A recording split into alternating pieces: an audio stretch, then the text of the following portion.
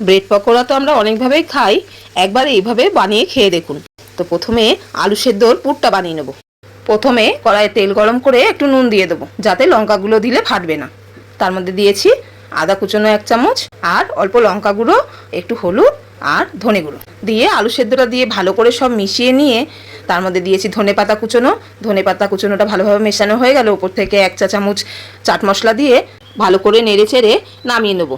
আলুর পুরটা ঠান্ডা হয়ে গেলে ব্রেডের পিসগুলোর ওপরে এরকম আলুটা পুরো দিয়ে নিয়ে ওপর থেকে আরেকটা ব্রেডের পিস দিয়ে দেবো। দিয়ে এটাকে লম্বা করে 2 টুকরো করব আর 5 থেকে 6 টুকরো করব। করে এইভাবে পরপর স্টিকের মধ্যে গেঁথে নেবো, 3টে 4টে যেমন সুবিধে মনে হয়। আমি এখানে 4টে করে দিয়েছি।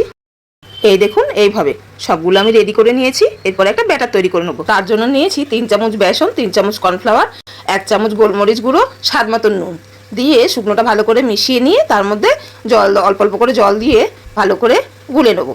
ব্যাটারটা একটু পাতলা মতন হবে। আমি আগে হলুদ দিতে ভুলে গেছিলাম, পরে একটু হলুদ দিয়ে মিশিয়ে নিয়েছি। এই দেখুন ব্যাটারটা এরকম করে স্টিকের উপর হালকা হালকা করে দিয়ে নিয়ে তারপরে তেলে দিয়ে দেবো। মিডিয়াম আঁচে উল্টে পাল্টে লাল লাল করে ভেজে নেব। তাহলেই রেডি হয়ে গেল আমাদের স্টিক ব্রেড পকোড়া। গরম গরম পরিবেশন করুন, সঙ্গে টমেটো সস বা কাসুন্দিও দিতে পারেন। সন্ধ্যে স্ন্যাক্সে বানিয়ে দেখুন, কথা দিচ্ছি কম পড়ে যাবে।